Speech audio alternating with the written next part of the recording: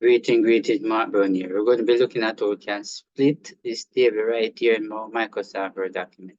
Very important. We're going to split table and then a 3 or 4. All right. So what we wanted to do, we want to put the cursor right inside here. We're going to click right inside here with it. You notice, make sure you're clicking it inside of it. And then you click right up here. From right up to the top, that's the layout. You click, you notice it's right here. It's a split table. Click, you notice. All right, you click it inside here. We want it again. From right up here, you notice split table. If you notice, I'm going to click right inside here. And then I'm going to click layout and click on split table.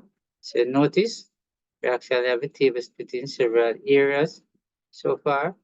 So very important. So this is our actual split table right here in our Microsoft Word document.